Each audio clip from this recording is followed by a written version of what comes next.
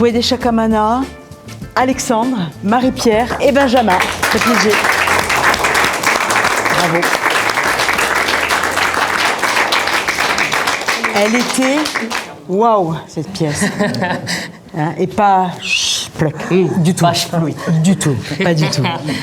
Bravo à vous deux pour la parenthèse que vous nous avez permis de vivre. Un moment romantique décalé qui fait du bien, avec de l'humour, avec un véritable jeu. Et on pourrait, moi je pense tout de suite de donner la parole au public, parce qu'il y a eu des réactions pendant la pièce. Il y a des gens qui ont parlé, il y a des gens qui ont pris ça d'un coup. Mais j'avais envie de demander quand même à quelqu'un avant. Parce que dans la pièce, on parle de Tata Renée. Tata Renée, on la cite 2 fois. Et si on lui demandait à Tata Renée, qui est au premier rang, ce qu'elle a pensé de la pièce? Tata Renée, attendez le micro. On va vous apporter le micro. Vous voulez pas? Attendez, on va vous donner le micro parce qu'on va lui faire passer.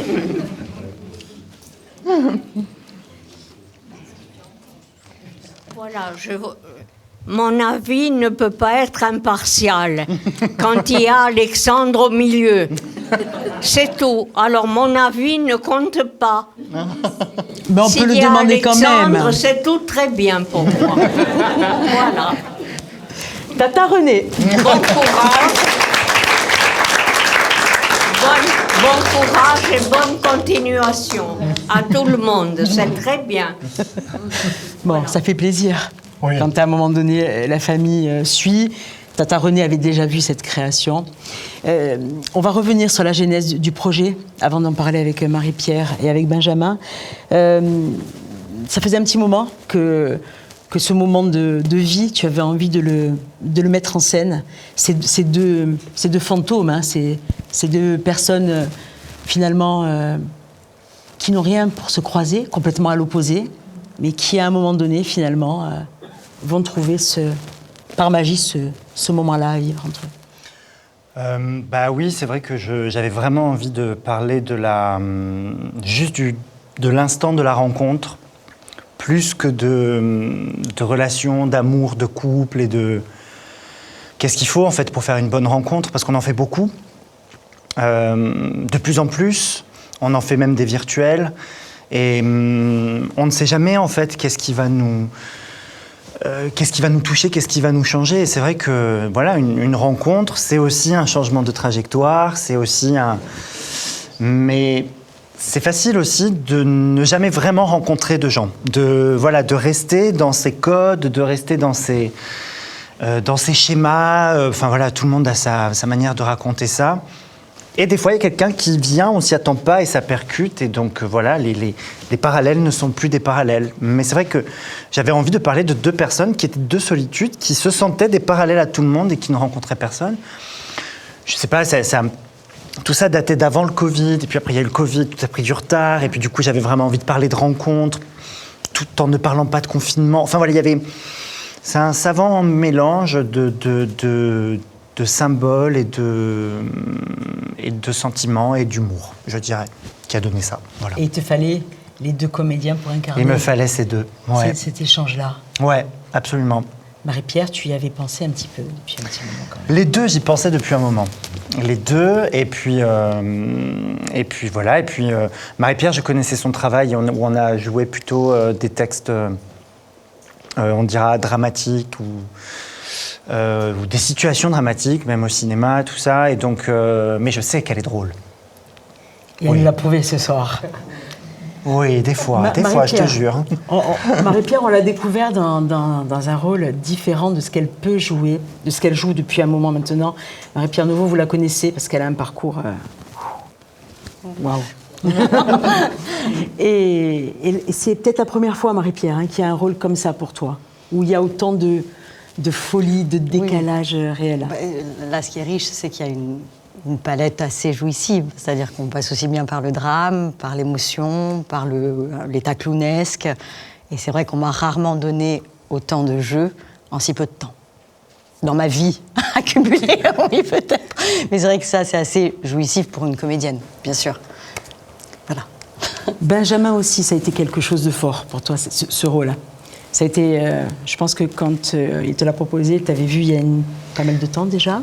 Oui, Benjamin, je l'avais vu dans un spectacle qui s'appelait Amédée, donc en 2012. 2012, donc on est sur il y a 11 ans. Il y a 11 ans. Et voilà, et j'ai un peu suivi plusieurs projets qu'il avait fait, des projets très différents, hein, du contemporain, du drame, de la comédie, du boulevard. Et pareil, je trouvais qu'il y avait une belle palette et je sentais qu'il y avait quand même un truc un peu à twister à l'intérieur, un peu grave et un peu dur. Et donc c'était presque l'inverse de Marie-Pierre en fait. Et je trouvais que du coup, dans leur code de jeu, il y avait quelque chose comme ça, déjà de deux parallèles qui allaient être dans leur langage pas simple à démêler, quoi. Et je trouvais que du coup, ça a un peu participé à l'écriture, ça a participé à la mise en scène. Je me suis vraiment servi d'eux. Benjamin, on rappelle comment vous avez travaillé tous les trois sur cette création, parce que Alex vous a associé aussi. Oui, bien sûr. En fait, Alexandre, pardon, m'a proposé un texte, enfin m'a parlé du projet, et le texte était en début de construction, et donc on ne savait pas vraiment encore précisément quelle était la pièce qu'on allait devoir défendre, et donc en fait on a collaborer un peu à l'écriture pendant les répétitions, parce que le travail, les processus d'écriture a perduré pendant les répétitions. Donc c'est vrai que c'était assez génial aussi de pouvoir nourrir un peu Alexandre sur son écriture, et puis d'essayer des choses le soir même quand il avait écrit dans la journée, voir si ça marchait ou pas, si ça collait avec ce qu'on avait commencé un peu à travailler. Donc on a un peu fait vibrer sa plume pendant les répétitions. Mais le texte est vraiment de lui, uniquement de lui. Mais c'était assez grisant, effectivement, de pouvoir participer de cette manière-là à l'écriture. C'est un travail généreux. On va tendre le micro au public, parce qu'il y a certainement des réactions, des questions à vous poser. Bonjour, déjà bravo, c'était très drôle. C'était vraiment fantastique. Vous montrez une femme plutôt forte, un homme fragile. Est-ce que vous avez eu cette volonté de montrer un peu ce côté girl power, le droit des femmes? Est-ce que c'était vraiment une volonté de votre part de mettre ça en avant? Oui, j'avais envie d'inverser un peu les clichés, quoi. C'est elle qui a le statut social, le pognon, l'indépendance, les hormones en folie, qui parle de cul de manière très libre, qui a envie de baiser, On a un peu échangé ça, ouais. Et lui, il nous vend plutôt du sentiment, de la tendresse, parfois un peu de pathos. Et puis, ça s'inverse pour qu'à un moment donné, on se retrouve aussi à égalité dans un truc un peu simple. Ça, c'était la construction, pour le coup, je ne vais peut-être pas trop faire de mathématiques, mais ça, c'était vraiment une symétrie que je voulais imposer, que les balances s'équilibrent au fur et à mesure, quoi. Oui. Mais bravo. Merci. On peut faire circuler le micro. Allez-y, n'hésitez pas. Une réaction, une question. On peut venir jusqu'à vous. Oui.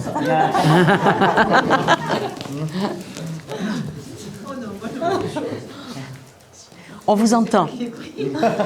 Non, moi je veux simplement d'abord féliciter. Benjamin, je ne le connaissais pas. Je connaissais bien Marie-Pierre et je connais un peu ce qu'elle a fait.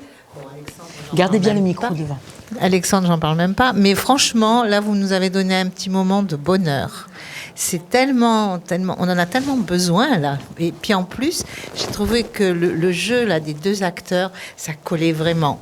Voilà, c'est vrai que ils sont tous les deux à l'opposé et c'est bien rendu ça. En plus, on aborde tous les thèmes actuels, les thèmes de la femme libre justement, de la femme qui veut pas avoir d'enfant, de la maman qui a l'Alzheimer, enfin tout ça, et je trouve que c'est rendu. Bravo Alexandre, parce que franchement c'était super. Et vous alors, je n'en parle même pas.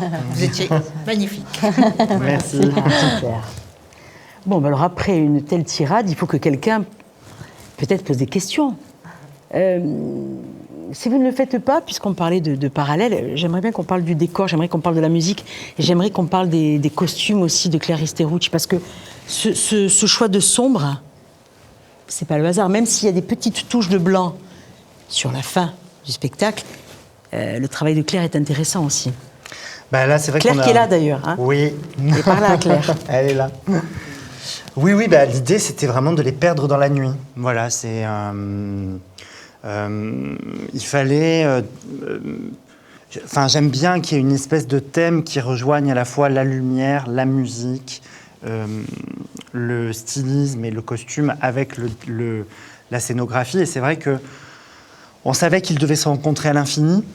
Bon, l'infini, on a peut-être un peu cette image voilà, de l'espace infini, de l'étoile, du ciel, le temps qui se mélange avec l'espace, enfin voilà. Et donc, on a voulu, eux, les perdre dans le décor. On a aussi voulu que ce décor ait l'air d'être perdu dans la scène.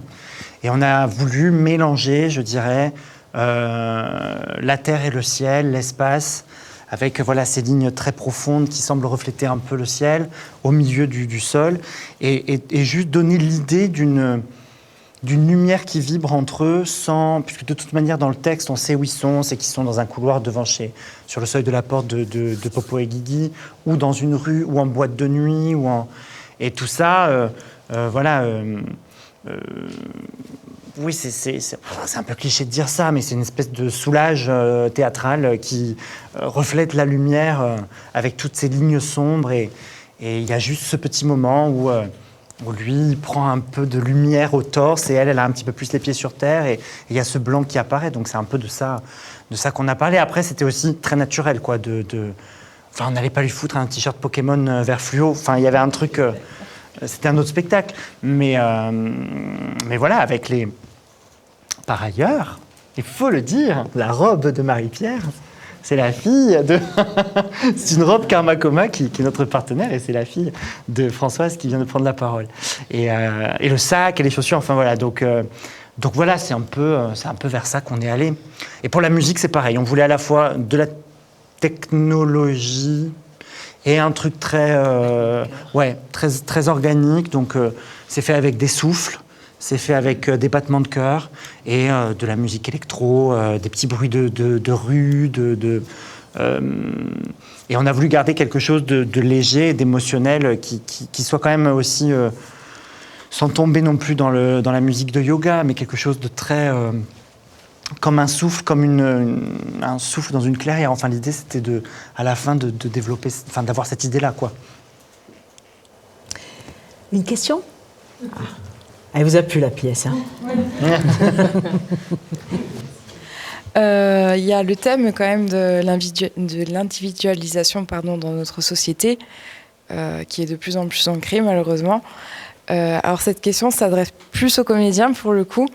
Est-ce que le rôle que vous avez eu collait vraiment à votre personnalité, ou est-ce que c'est quelque chose que vous ressentez au quotidien ? Alors, je ne suis pas totalement comme ça dans la vie, hein, pour le coup. Ce qui est bien, pour moi, ce serait un peu stressant, au bout d'un moment, fatigant, d'être comme ce personnage. Mais je l'ai été un peu, on en parlait un peu d'ailleurs dans le petit clip de présentation, mais où il y a des choses dans l'écriture et ce genre de personnage-là assez introverti, ou dans une énergie contenue, à la fois très stressée, mais qui essaie de ne pas le montrer, mais en fait, ça ne se voit que davantage. Ça m'a plu, j'aime faire ça en plus, une affinité de comédien pour jouer ce genre de profil, mais parce que je me retrouve aussi des moments de ma vie où de grande timidité comme ça, ou de timidité un peu maladive, qui me parlent. Et j'ai connu un peu ça, sous des formes un peu différentes, heureusement, mais un peu quand même. Donc ça me plaît de retraverser ça, de reconvoquer ce genre de choses avec aussi une distance, un second degré et de l'humour, mais de la poésie. C'est ça qui me plaisait dans cette partition. Marie-Pierre, la même question. Pour être tout à fait honnête. C'est moi. Tout à fait moi. Souvent, Alexandre, il me disait, mais finalement, c'est toi. C'est toi, ce personnage. Ça ne m'a jamais aidé. On va pas se leurrer, parce que je reste persuadée que c'est très dur de jouer une partie de soi sur le plateau, et néanmoins, il faut la convoquer pour que ça soit assez réel. Donc, je dois dire que toute la première partie, ça a été plus difficile pour l'amener, ce personnage. La deuxième partie, elle me ressemble un peu plus, parce que c'est vrai que j'ai ce côté-là dans la vie un peu... Je dois être un peu drôle, hein, dans la vie, quand même. On demandera aux autres. Mais le côté du début, j'avais du mal. Alors peut-être qu'il y a une part de moi comme ça, mais elle est plus cachée. Donc j'ai eu du mal à la convoquer sur le plateau. Voilà, ça m'a donné un petit peu de travail. Mais voilà, pour être tout à fait honnête. Elle travaille sur le corps aussi. C'est intéressant. Bah oui, parce qu'en fait, on essaie de travailler, que ça soit pour Marie-Pierre ou pour moi, même si effectivement c'était peut-être non pas plus visible, mais c'est vrai que le personnage étant tellement nerveux, anxieux, c'est vrai que ça se voit beaucoup dans le corps. Et vraiment, en fait, quand tu as un corps comme ça qui est contenu, ça se voit presque plus des fois qu'un corps qui se déploie. En tout cas, ça paraît plus étonnant, moins réaliste, mais donc il fallait surfer avec une figure un peu clownesque, mais qui paraisse quand même vraisemblable, et le détendre au fur et à mesure. Donc que ce corps un peu respire davantage et s'apaise, et que les battements de son cœur reprennent un rythme un peu plus normal.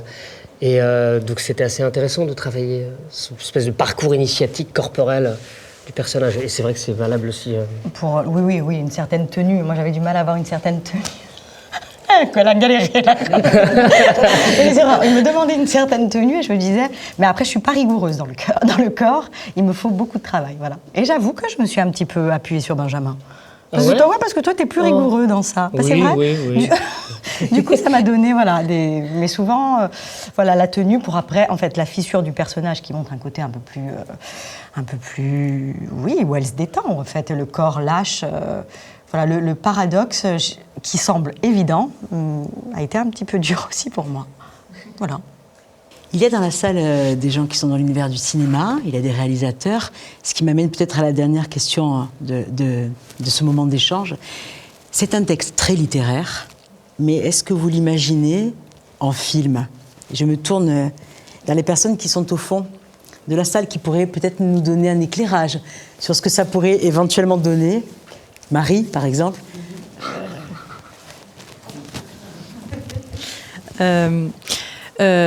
Oui, évidemment, oui. En plus, Alex, il est réalisateur aussi.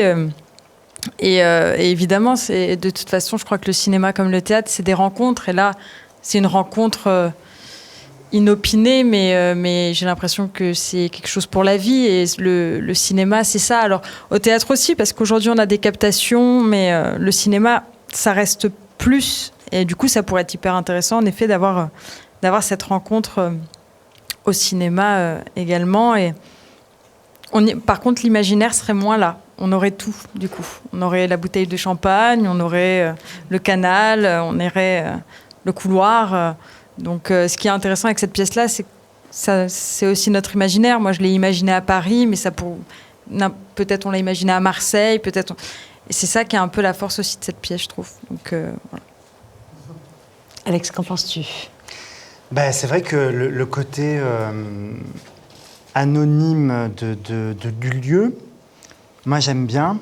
C'est vrai que je pense vraiment en faire un film. Et je me dis comment travailler sur des lignes un maximum pour ne pas qu'on les place quelque part dans une ville. Comment peut-être aussi créer un décor finalement assez théâtral pour qu'on ne sache pas exactement quelle époque c'est aussi. Peut-être avoir un super téléphone un peu dingue pour se dire que finalement on est un peu dans le futur. Enfin, il y aurait des trucs comme ça que j'aimerais un peu creuser, un peu brouiller, ouais. Et puis le truc que je pense sur lequel je travaillerai le plus, mais qui est quelque chose qu'on amène aussi un petit peu ici par le texte, c'est vraiment l'absence de nature. Voilà, il n'y a pas de nature, il n'y a pas d'arbres, il n'y a pas de... Ils n'en voient jamais dans l'instant présent et c'est elle qui le convoque avec l'imaginaire. Donc je me dis toujours, est-ce qu'il n'y a pas un lien aussi avec la disparition de la nature et le fait qu'on soit moins enclin à aller vers l'autre et que finalement c'est dans le parc. C'est dans le parc où elle retrouve sa mère qui se balade aussi sous les arbres, qu'elle comprend, qu'elle se projette comme ça. Et donc c'est vrai que voilà, ce serait un truc comme ça un peu... il y aurait un côté un peu fantastique dans ce que je voudrais faire. Ça, c'est sûr et certain. Mais curieusement, moi j'imaginais un peu New York en réalité, avec ces longues allées où on ne sait pas trop c'est quoi ces immeubles, peut-être un quartier d'affaires où il ne se passe rien après 19h. Enfin, il y avait quelque chose comme ça qui me plaisait bien. Bon, on reste sur les parallèles, quoi. Paris, c'est un peu le bordel, c'est joli, c'est... pas partout, hein, on va dans le 13e, c'est la cata, mais enfin, voilà, mais c'est vrai qu'un truc un peu sans âme, ça me plairait bien. Alors nous, on va vivre un moment avec plein d'âmes maintenant. Ouais. On va se retrouver autour d'un moment convivial, sans champagne, désolée Marie-Pierre. Mais avec le public. Merci à vous trois, merci à l'équipe de Pasta Prod, merci à Claire, merci à toute l'équipe qui a été autour de cette production, merci à vous et encore bravo.